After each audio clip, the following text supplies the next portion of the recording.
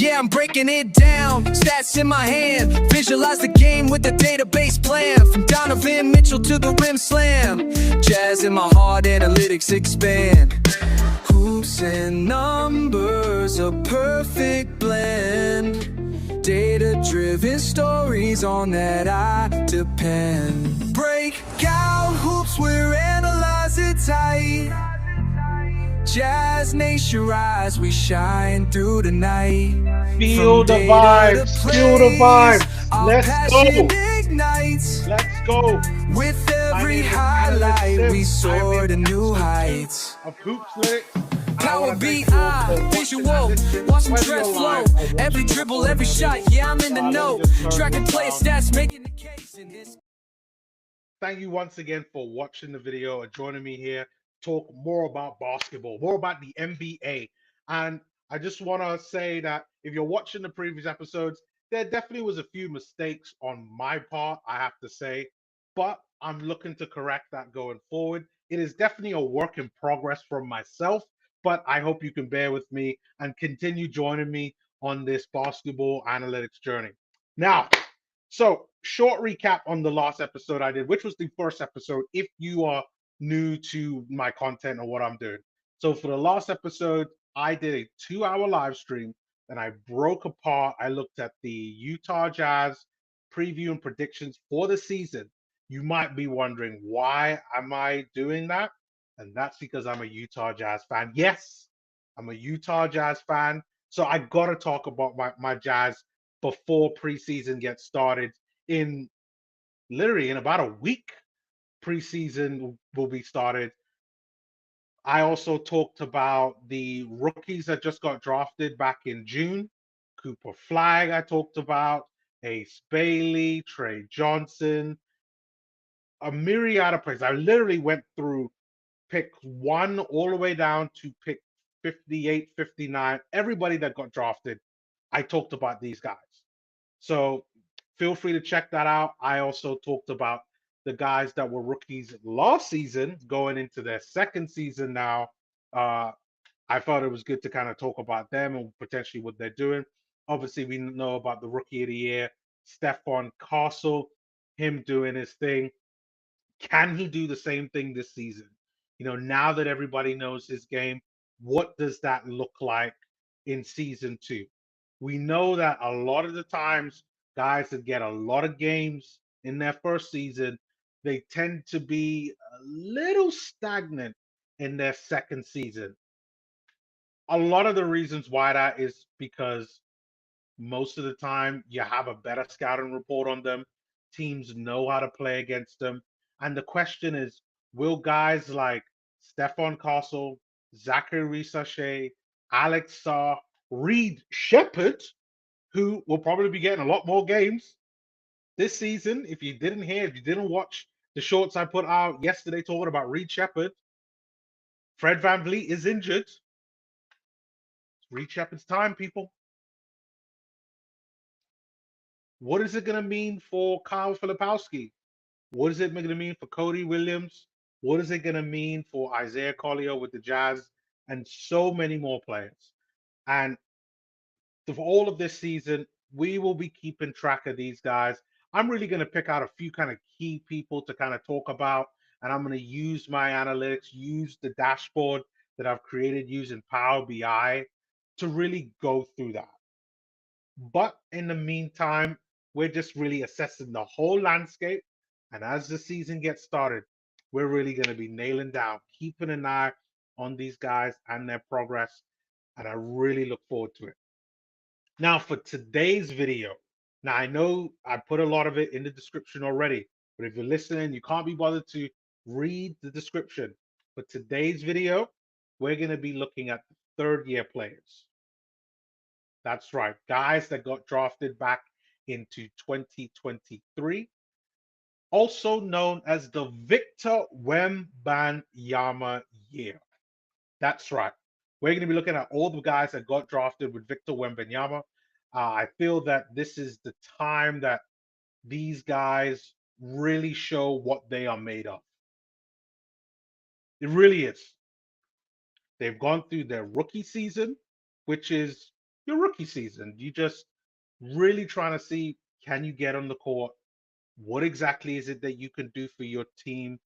Learn about the role that you might be doing, especially if it's different from the role that you had in college.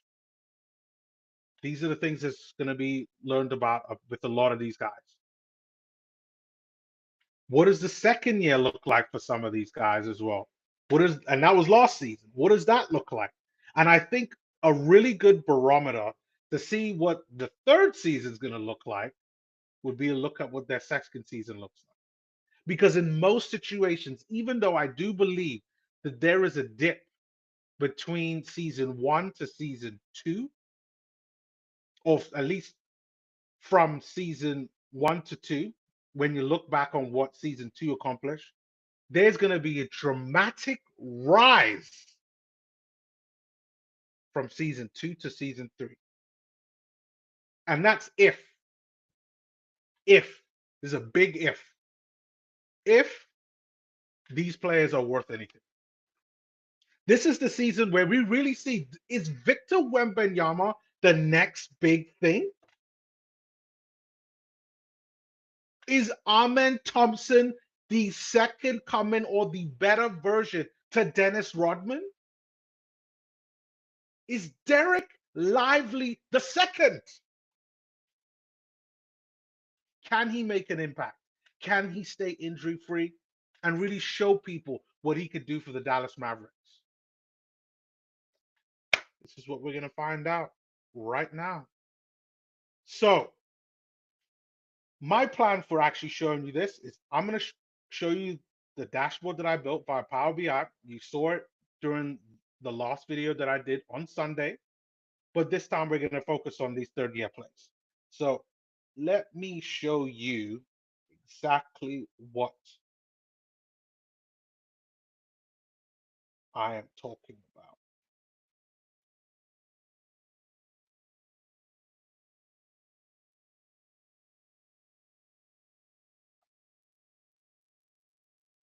So what we have here right now is the page that shows last season and how these guys going into their third year really perform. So it's the 2023 draft class. You can already see that I've already filtered some of this so that you can really tell who is who from this draft class. The whole point of this page is so that you could compare every single player from 2019, because I've only got up until as far back as 2019, which is the Zion Williamson year. What does their second year look like if I wanted to look at it all? But looking just at the 2023 draft class, this is what it looks like. So last season, you had Keontae George, for my Utah Jazz, by the way, as the highest top scorer. Now, again, there's some context with this. Victor Wembanyama was second on this, followed by Amen Thompson, Toumani Camara, and a lot of these guys are notable guys. All of these guys, I believe, are first-round picks, except for Jalen Wilson, who I believe was in the second round. But yeah, we'll find that out later on. I got another dashboard that shows that with a lot of the data there. Then you got who's the best at steal, which helps with defense. You got Cason Wallace there, OKC champion. Congrats to Cason Wallace once again. Toumani Camara, again on the list, as he was there with scorers. Asar and Amen Thompson coming third and fourth, respectively. So we know these guys can play defense. And if you haven't, I mean, if you've never seen one of the Thompson twins play, I have to question why you're watching me, because these guys are absolutely golden. The level of performance that those two give is incredible. And especially Amen. Like, Amen looks special. And Asar is good, but I definitely think there's some improvement on his side in terms of the role flexibility that he can do. But they're twins. So, I mean, I might sound ignorant, but surely Asar could do something very, very close to what Amen could do. You got the assist there at the bottom again, Keontae George leading that, followed by Scoot Henderson and then Amen Thompson as well. Gotta love to see that. And then on rebounds, you got Amen Thompson, Victor Wembanyama, again, Tumani Kamara. But let's talk about Victor Wembanyama. Let's talk about the golden child of the NBA. Victor Wembanyama is probably one of the greatest hyped prospects since LeBron James. If you didn't know this, I'm just telling you this right now. He's the greatest hyped player since LeBron James.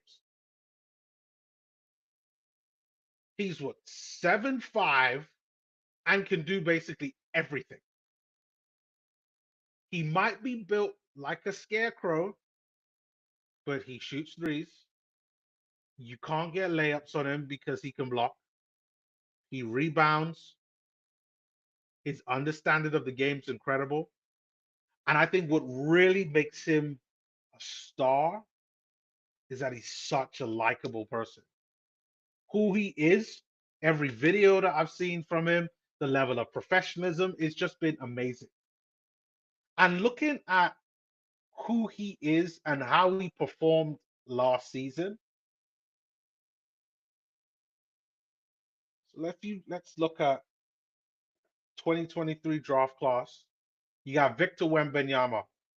And I look at player efficiency rating as really the key indicator on how players perform. Now, it's no exact science. There are some element part of it that it doesn't always capture, mainly on the defensive side, leadership, ability and roles and skills, how the team dynamic operates. PERs don't encapsulate that. But everything else, points, assists, rebounds, steals, it encapsulates. And Victor Wembanyama is a superstar. 26.4. There aren't that many players that have a PER 26.4.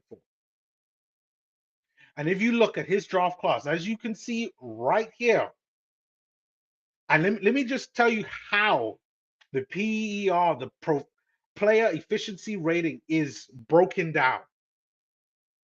So if you're below 10, that's considered a bench player / replacement player, as in they might not even make it to the league. And that is something that, as the season goes on, we're going to be talking about that.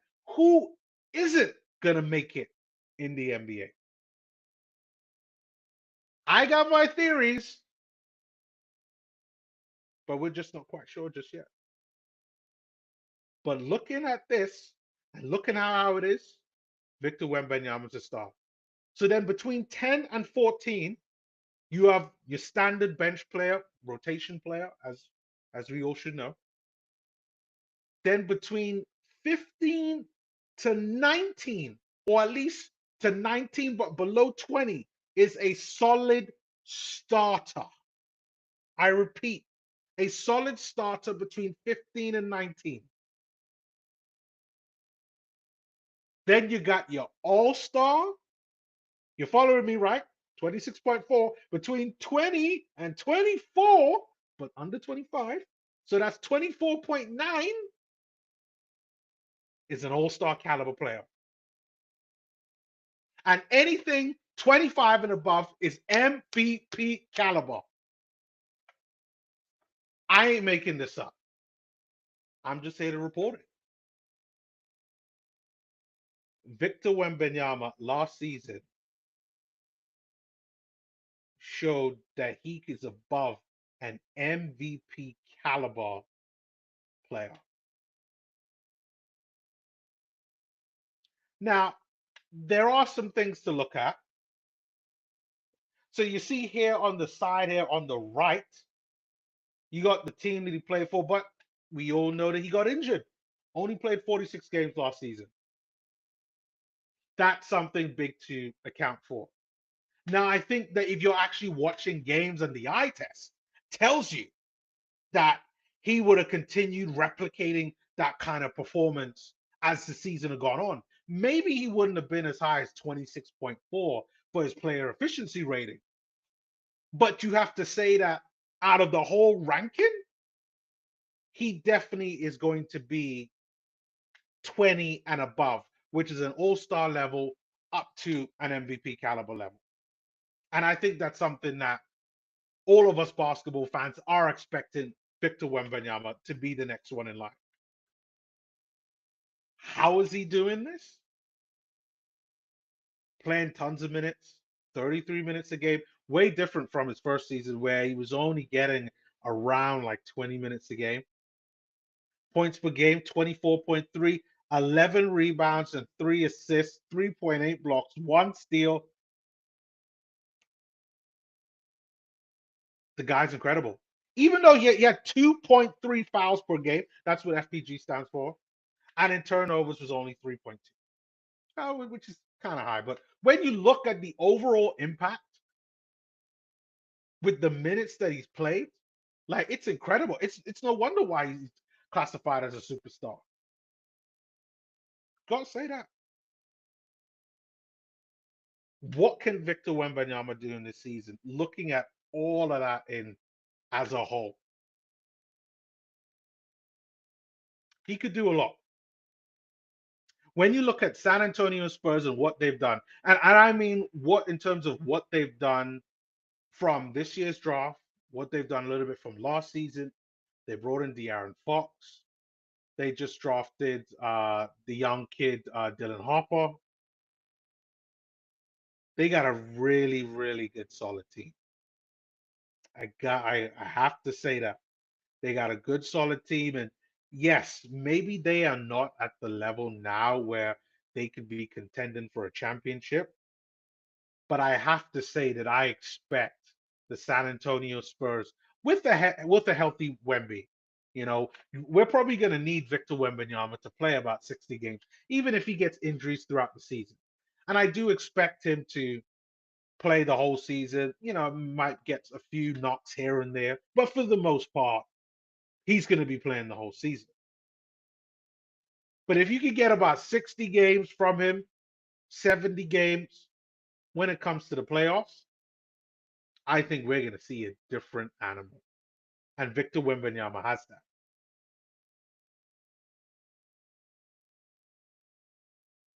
I think that his value is only going to increase.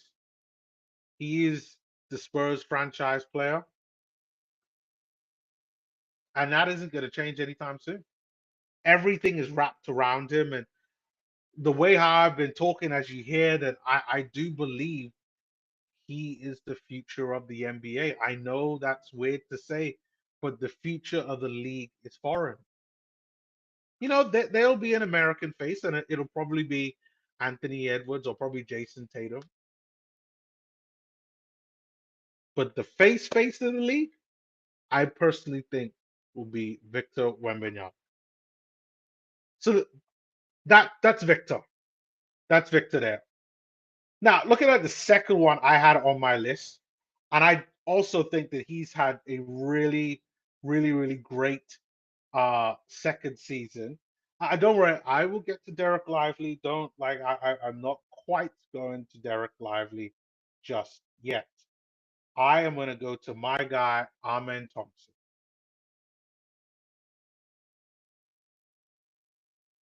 I really like Amen Thompson. Oh, Amen's the first one.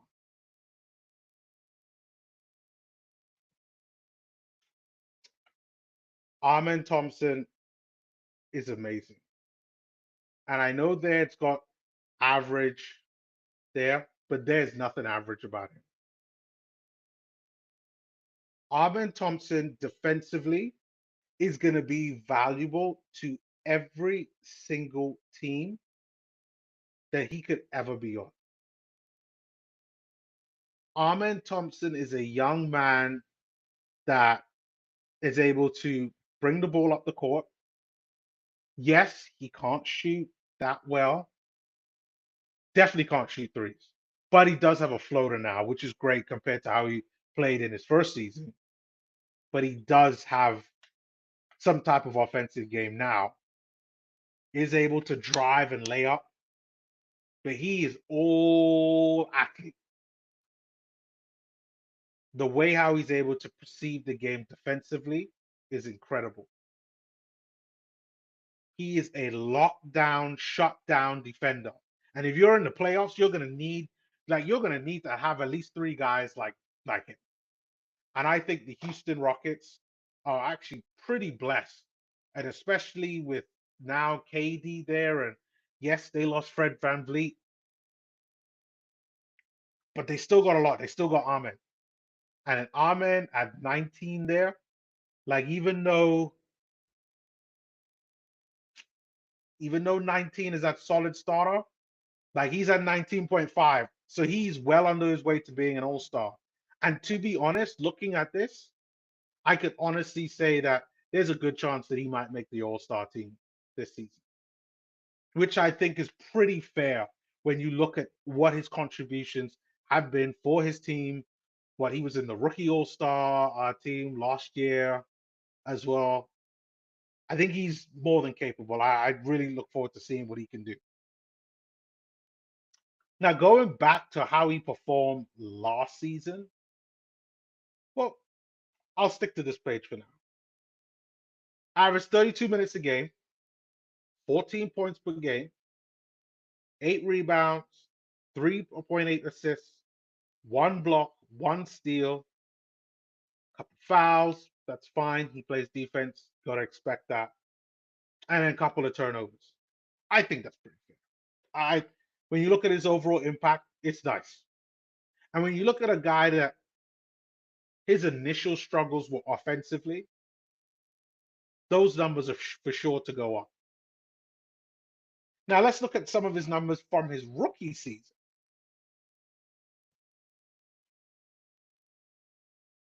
We can do player search. Amen Thompson.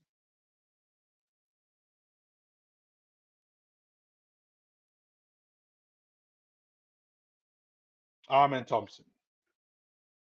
9 points per game in his rookie season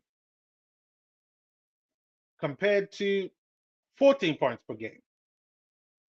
We got 8 rebounds per game. Rebounds, 6 rebounds per game. You see the trend here. 2 assists per game in his rookie season.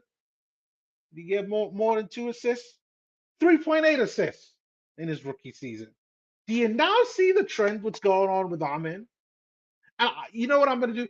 I'm gonna eventually create a graph or graphs that shows year-on-year growth.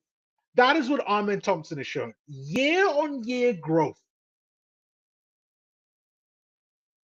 How could you not love a player like that? I wish, God knows, I wish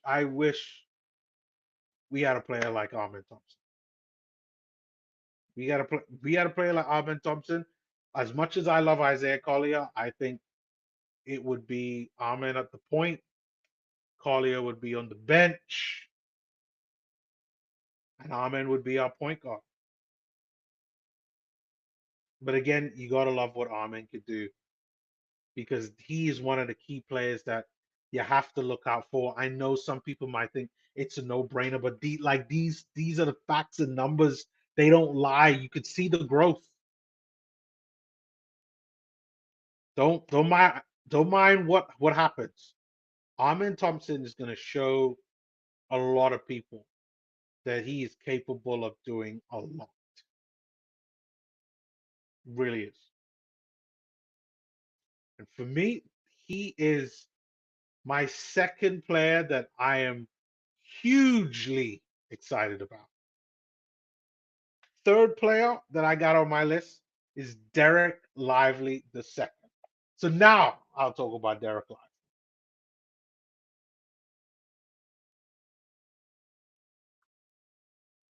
Dereck Lively. What does Dereck Lively say?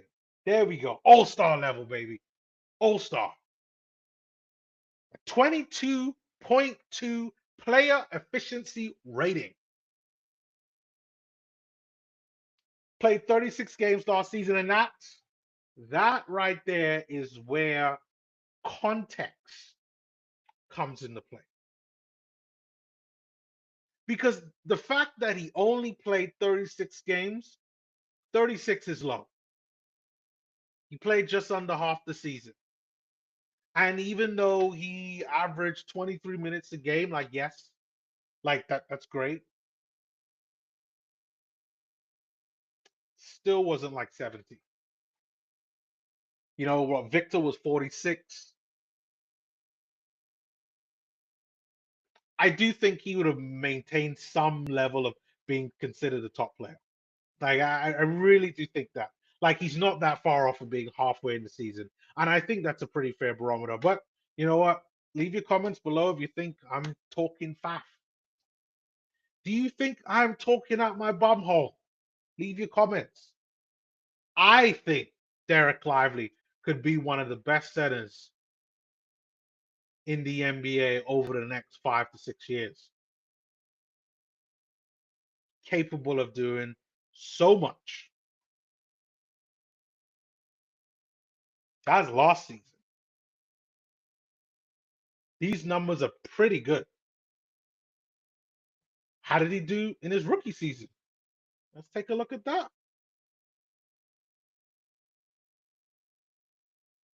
Dereck Lively's rookie season.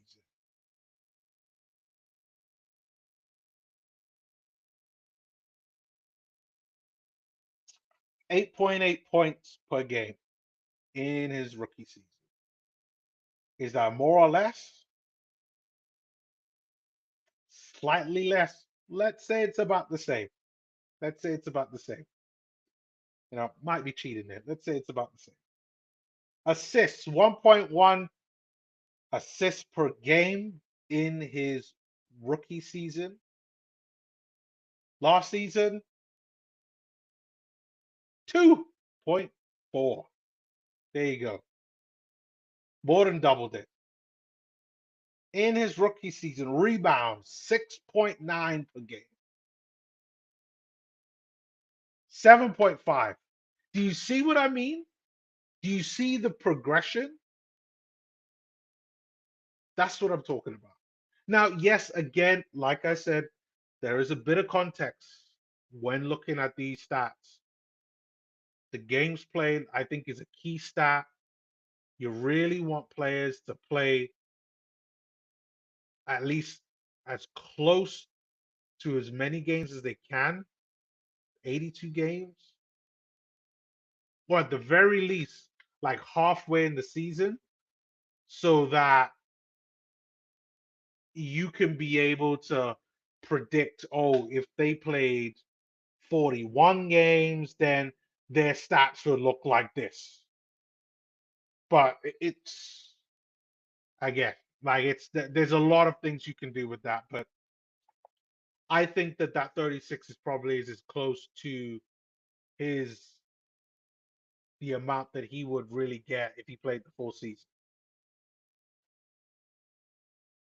What does Dereck Lively mean to the Dallas Mavericks? I think quite a lot. Let's assess what's going on with the Dallas Mavericks. So last year, Nico Harrison, the brilliant idiot, as I would call it, and I know I'm probably not doing him justice because it wasn't him that decided to trade Luka. It came from the guys at the top, the owners. Like Nico Harrison is just the pencil pusher. He says, yes, boss, and he does it. Really wasn't his fault, but Nico Harris and the Dallas Mavericks organization get rid of a generational talent in Luka Doncic. Trade him to the Lakers. By this time, Dereck Lively is already there. Yes, I understand that. They bring Anthony Davis over. They bring Kyrie Irving. And I believe they bring Cam Christie over, if not the other one. I think it's Cam Christie. It's pretty, like, yes, they're not Luka Doncic, but like very good play. Well, Kyrie was already there, but like it's really Anthony Davis and Cam Christie, and I think they got some draft picks. So they have Kyrie Irving there. They got Anthony Davis there. They now have Dereck Lively there. You could do some things. And then they hit the jackpot. They hit the boy wonder, the next great hope, the next great American hope.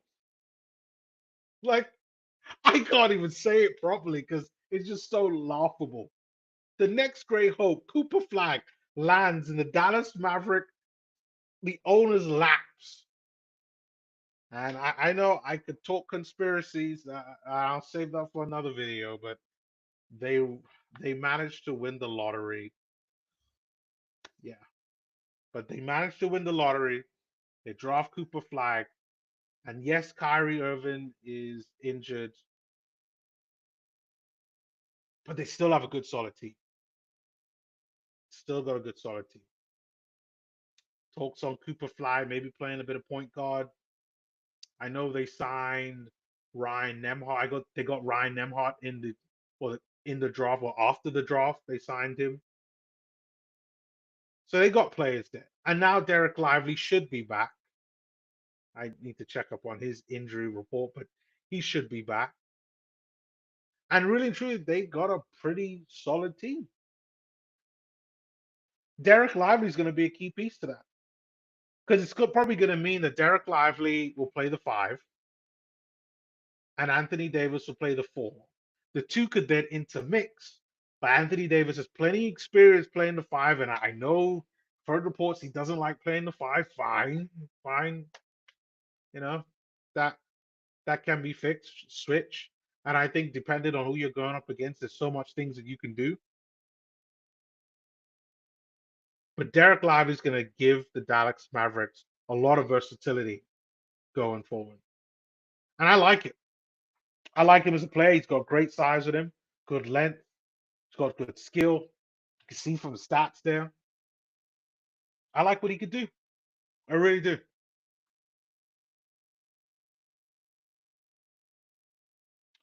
Now, we got third pick. No, fourth pick. Now, I know this is going to come out a bit out of left field. Well, you know what? I'll save that one for last. I'll save that one for last. My fourth one that I think is key to watch. And I'm only going to do 5 today because it's too much to go into. Don't worry, I'm not going through all of the picks from the 2023 draft. That is a mistake I made in the last video. Too much. Don't worry, I won't do that. But we got to talk about Asar Thompson because that is my number 4. Asar Thompson, he's the one. He's another one. He's a clone of Ahmed. Amen. We got Asar. That must see what his mom did when he came into this world. Amen, amen, amen. Asar, yes. That's how it must have been.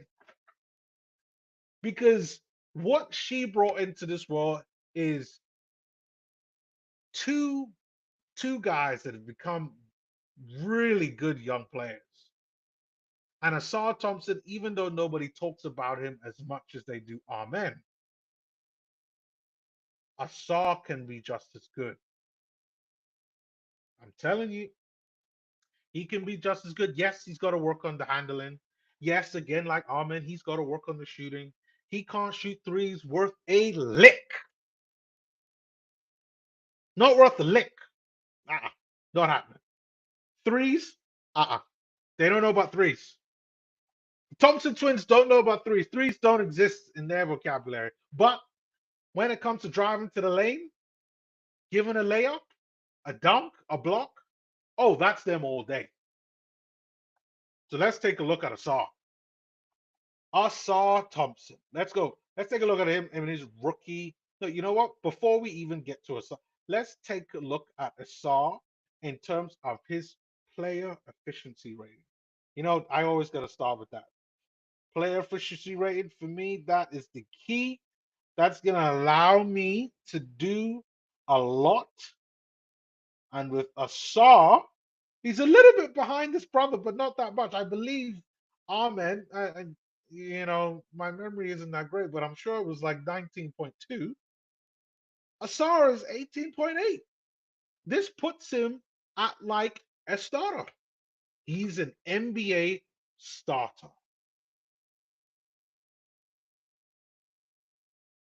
22 years old, average 22 minutes a game, 10 points, a little bit more than his brother, I believe. 5 rebounds, 2 assists, no blocks. That is definitely less than his brother. I don't think Amen had any zeros. 1 steal, 2 fouls a game, 1.4 turnovers. Pretty good. Pretty good. I gotta say that. Pretty good stats. And when you put that in context, in his first season, I think it was about halfway, if not near the end, he got injured. Similar to Wembley, had a blood clot and was out for a while. But that player efficiency rating is pretty good. Played 59 games last season, 1.2 points per possession, with a true shooting percentage 56.8. Pretty good. But what does this mean, though? What does this mean when in looking at the year-on-year growth? Is he growing to be a potential star, as an all-star, maybe even MVP? I wouldn't go that far. I think you got to be special for MVP. You got to be like 22 minutes a game, basic damn near 20 points, 8 rebounds, 5 assists. I don't think he's going to get to that level. But I do think him and his brother Ahmed are going to be all stars. How did he do in his rookie season, though? I'm pretty sure he got injured. How did he look in his rookie season?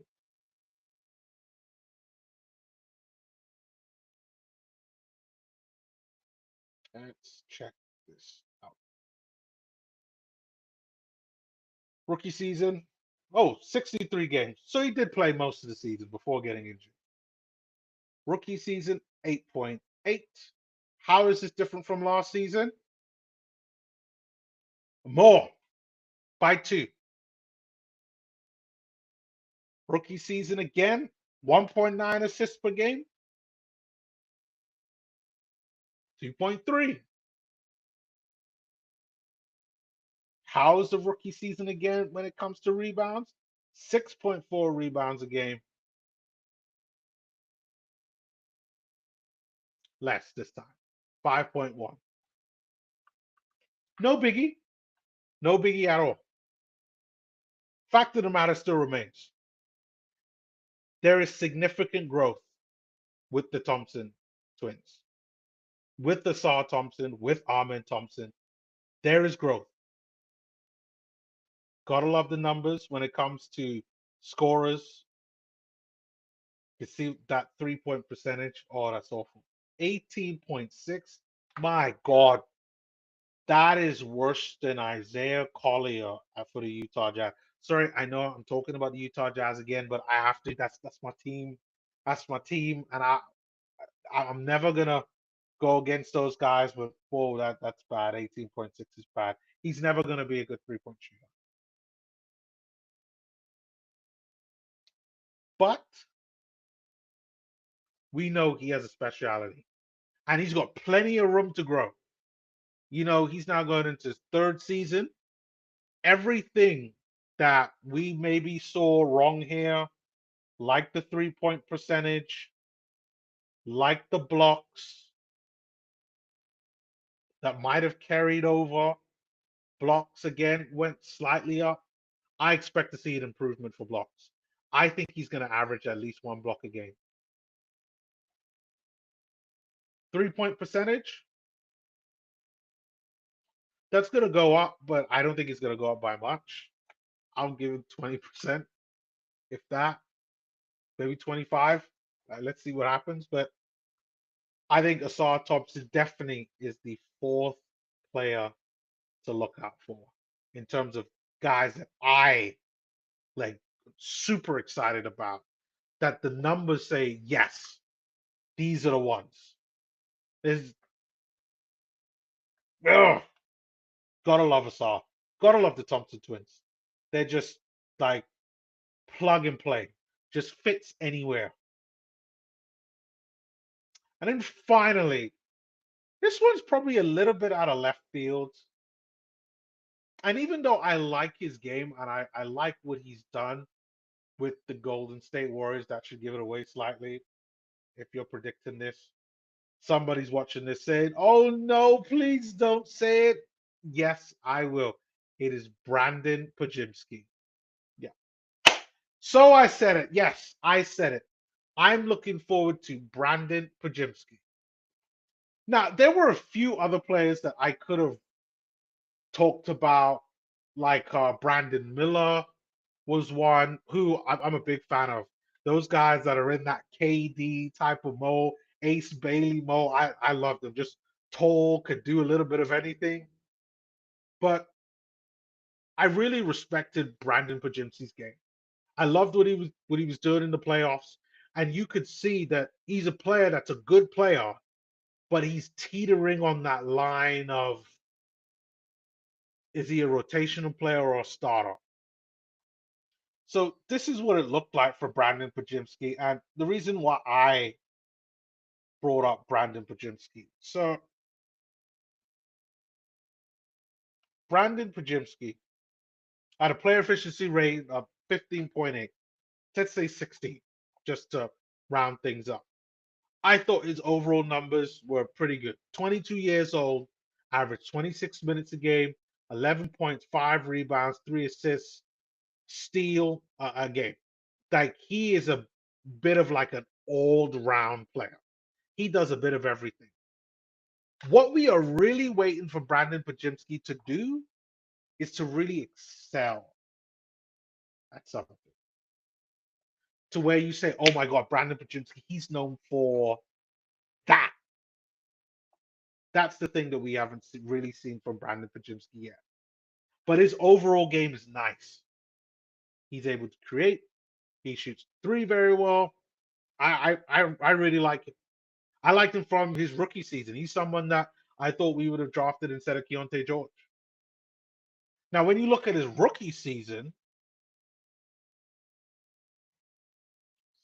clear this, put up Brandon Pajimski.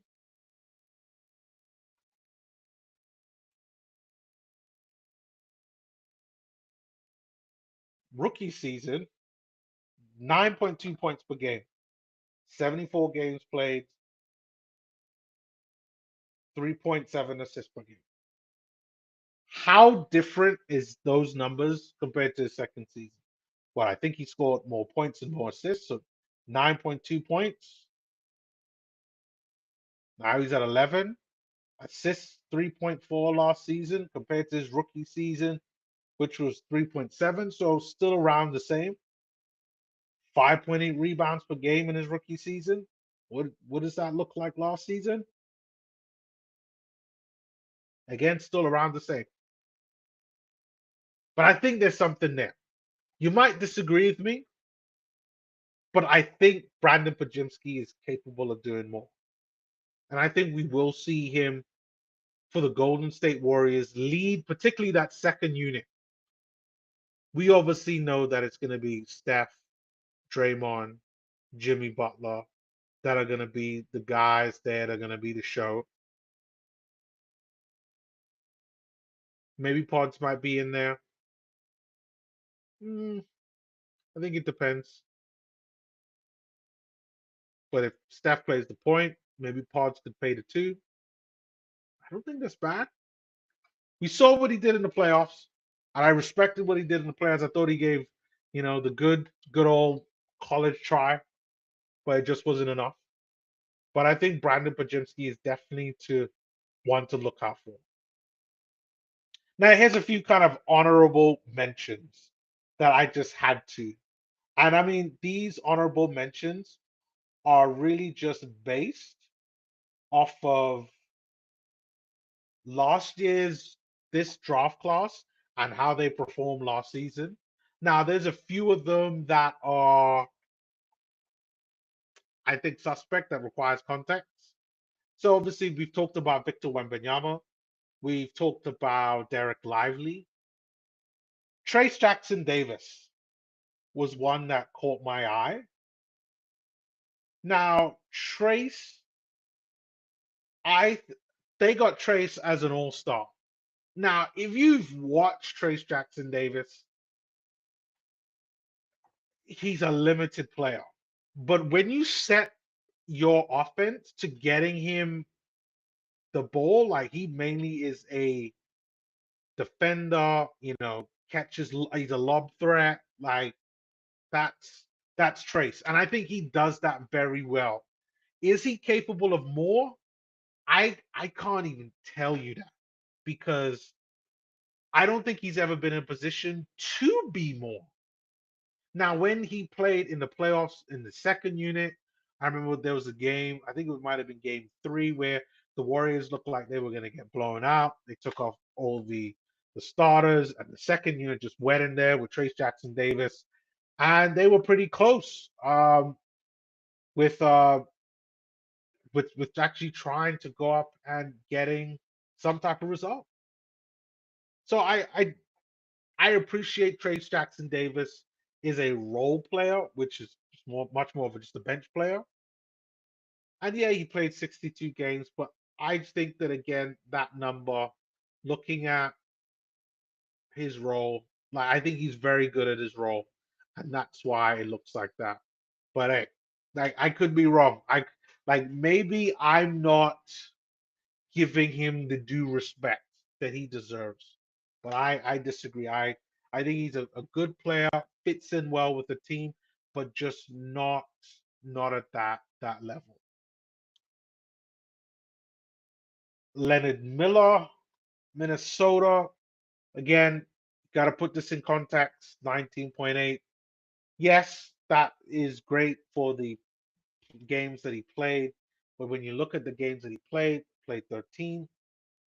There's again, that's the context around it. So that doesn't count. You could see minutes played. Just yeah, that's why that's like that. Amen Thompson, we talked about. I saw Thompson. We talked about Tristan Vukcevic. These were Wizards. Again, again, got to look at the games. 35 games.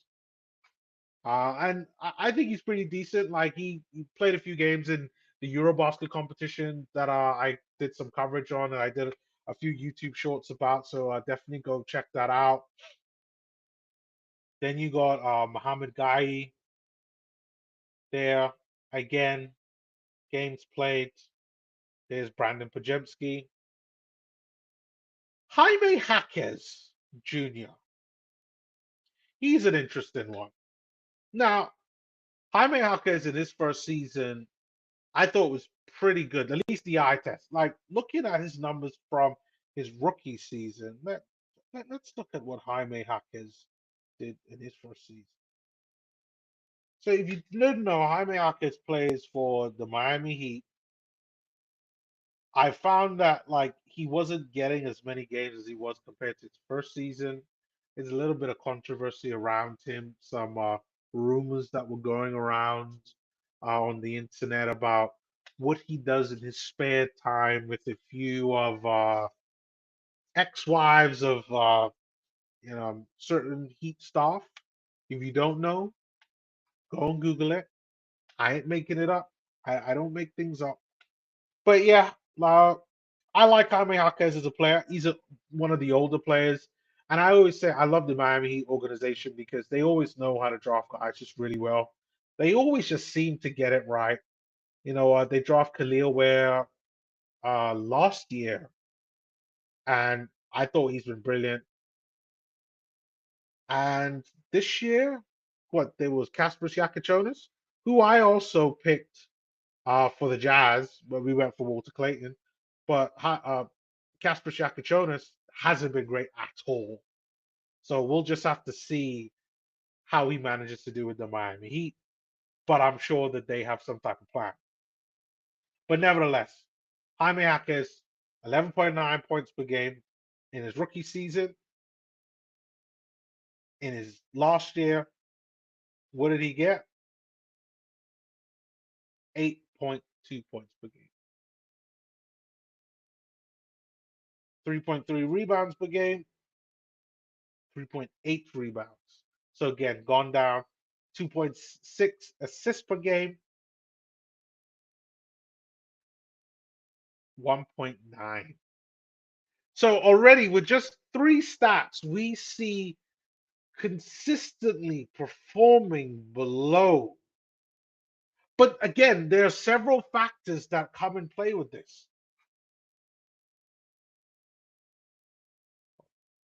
Where did my hold on? Did I not look at that correctly? 8.6. Yeah. Okay. So there's certain factors that just come into all of these. Oh, why does it keep changing this? Yes, he played 66 games last season. Got 20 minutes a game. How much did he get in his rookie season? Oh, I don't have that stat. I will go and fix that for next time, which will be Friday, by the way. Just letting you guys know that. So Jaime Jaquez, again, just everything's gone down. And again, part of the reasons for this could just be that typical sophomore slump that everybody talks about. You don't know.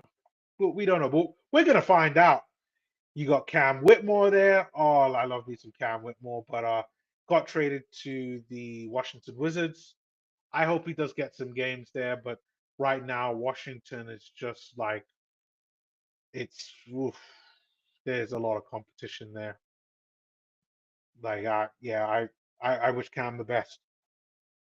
Then you got Jarvis Walker there.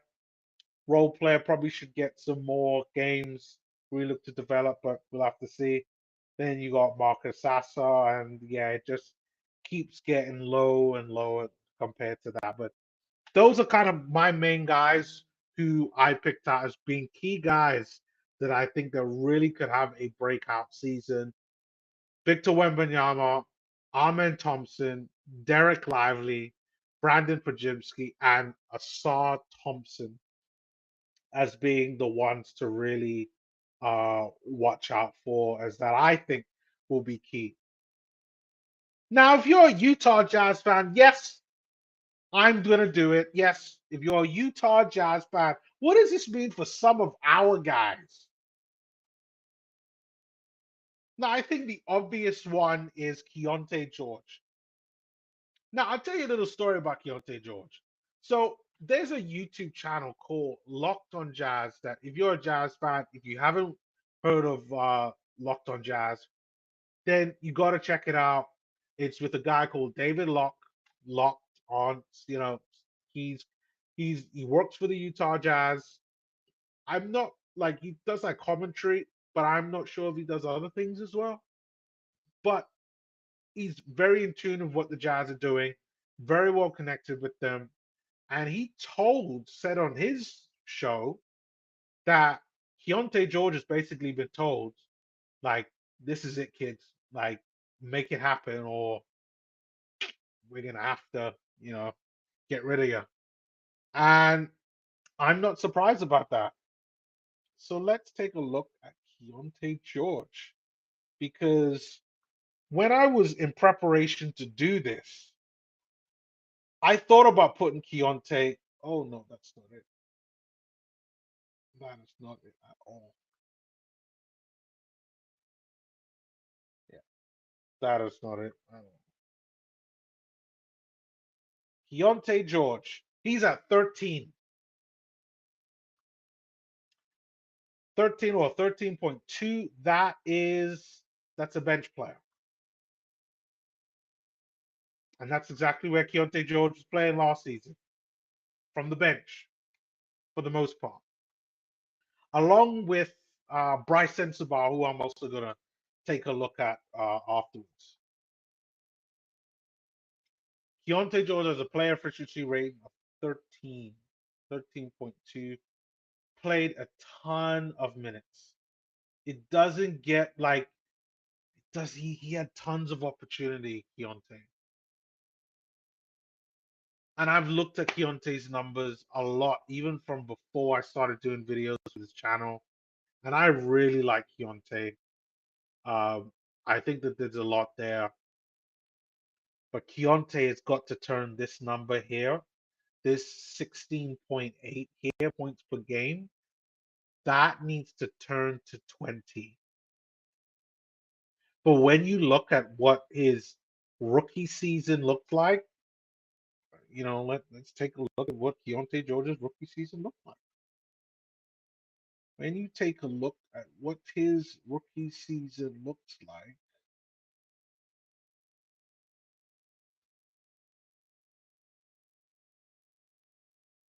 Keontae George,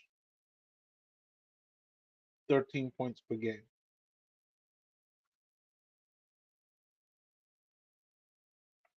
It's not a lot. And trust me, Keontae George played well over 20, I believe it's 25 minutes a game. Keontae George had minutes, and he got even more minutes in his second year. And those are numbers of a good player, but they're not numbers of a starter. They are numbers of a bench player. I don't know if he can get to 20, or let's say just even at the lowest 19. I don't know whether he could get there. His minutes are going to reduce because I feel that Bryce Sensabaugh, who I'm going to take a look at in a second, deserves an opportunity. He really does. So his minutes are probably going to drop to about 25, maybe let's say 26. And he has to raise the amount of points he has, preferably by 5. I'm going to say 4, but I think in reality it's going to be 3. And all of these numbers here should go up. His assists, I think, are nice. I think the assists are fine. The steals, yeah, he's like defense wise, like he's got to work on. Again, as a Utah Jazz fan, I watch a lot of Utah Jazz games. I watch most of their games, to be really fair. Like he's got to improve on his defense. If he's not playing defense, bye bye, Keith. Bye bye, Keith. Take care now. Bye bye. It's over. For Bryce Sensabaugh, let's take a look at Bryce. Bryce was the big man in summer league. My God, my nose is itching.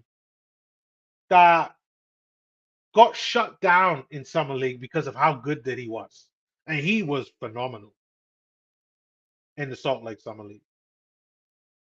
And I hope that he gets the opportunity. Well, that he never plays summer league again.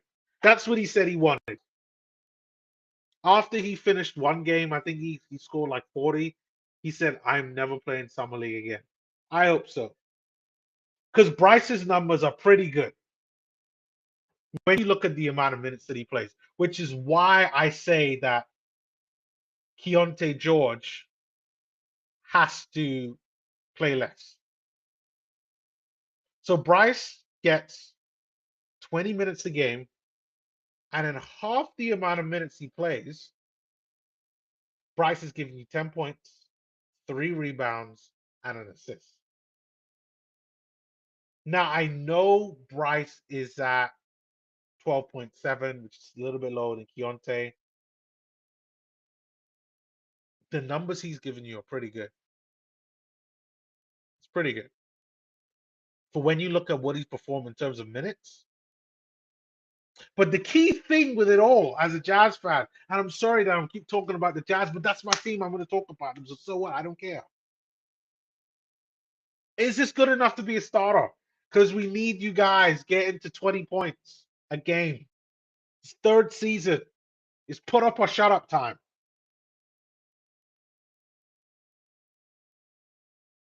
And that's it. That's it for me, guys. So thank you for watching the show. I hope you have all enjoyed everything that I've showed here. I truly do believe what I'm trying to do will really show the next breakout star. I think it's going to take some years to whereby someone will be like, you know what? Sim said this. He said this years ago. We could see the data there. But I really do believe that. But you know what? Let me put on a little bit of some music here. Game of numbers, I'm running a race. So I truly do believe that it is time that we Jazz fans get ready to enjoy it, because this season's going to be really good. Really, really good. Victor Wembanyama, Ahmed Thompson, Asar Thompson, Dereck Lively, and don't laugh, Brandon Pajinski. He could do something. I'm gonna stand by that. I'm gonna believe in the kid. So join me on this ride, like the lyrics say. Thank you once again for watching. Please do comment, like, and subscribe. Give me some feedback. I'm trying to, tweak it as I go along and see what more that I can improve here. So your feedback is much appreciated. So thank you once again, and I will see you next time, which will be on Friday and then again on Sunday. So thanks, guys, and I'll see you later.